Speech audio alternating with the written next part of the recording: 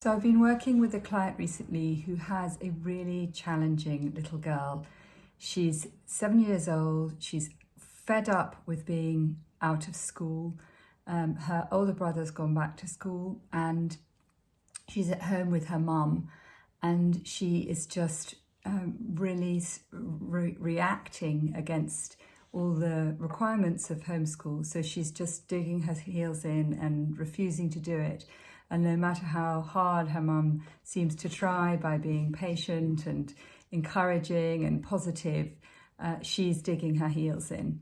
And I guess the question that so many parents are asking themselves is, if I give in, is it like, if I give an inch, I'm going to have to, they'll take a mile.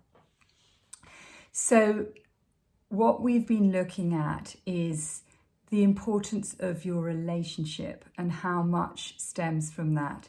So understandably, this mum is really feeling like she's at the end of her tether. She feels like she's got a responsibility to the school and to her daughter to get the work covered. She worries about her daughter being left behind.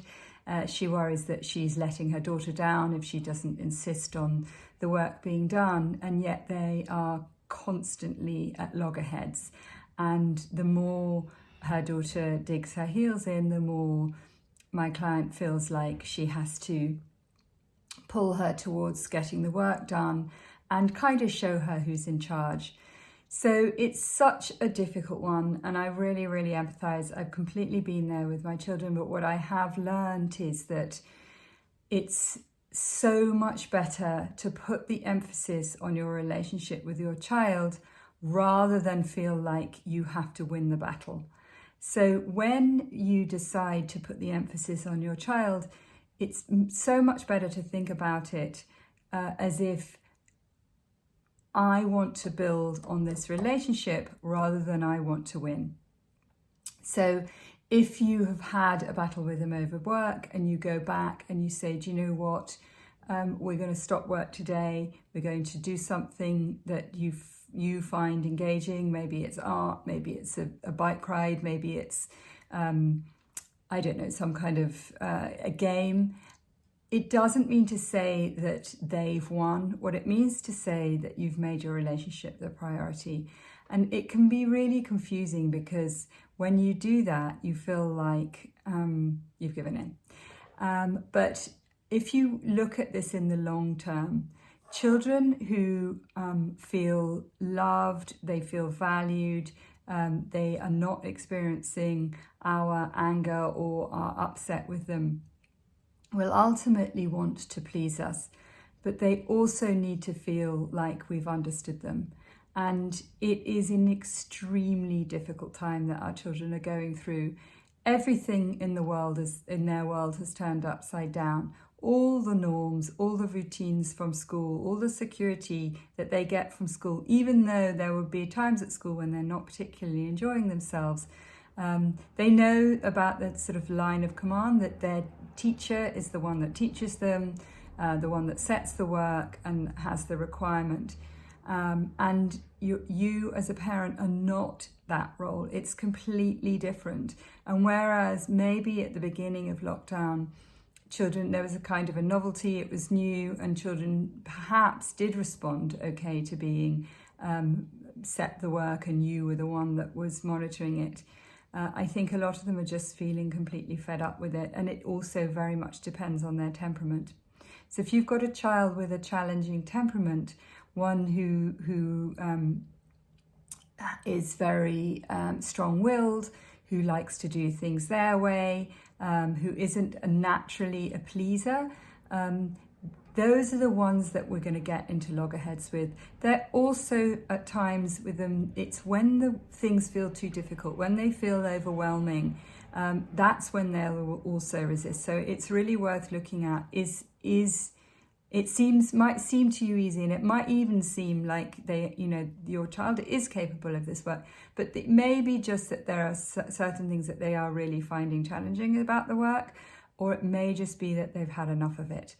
So my advice in these kind of situations would be to stop when you're in the middle of it and you feel like your temper's, ramping up and you feel like you're going to lose it, or maybe you have lost it, you've just got to stop and think, what could I do to connect with my child at this point?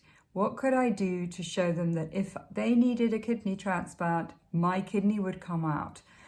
You love them so much, even though your buttons are pressed and you're in a power struggle with them.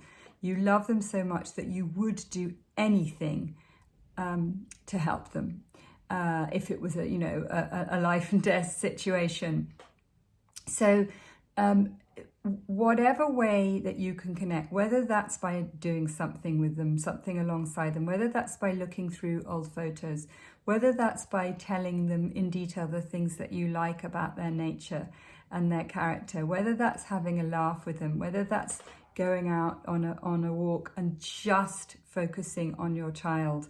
There's a great book called Love Bombing by Oliver James, I think is his name, which describes giving your child that complete and utter attention and the results that will come from that. So perhaps it's in those small ways that you can build that relationship, deepen this connection, and strengthen the love between you. And those things will make the difference. You've got to think about it for the long term. What's more important here? Is it more important that that worksheet gets filled out, or is it more important that your child feels completely and utterly loved by you and supported by you, and that you're not at loggerheads and you're not angry with them? And whenever we get angry, it is a withdrawal from our children. They feel it as a withdrawal of love. It's hard as that may sound, they absolutely do.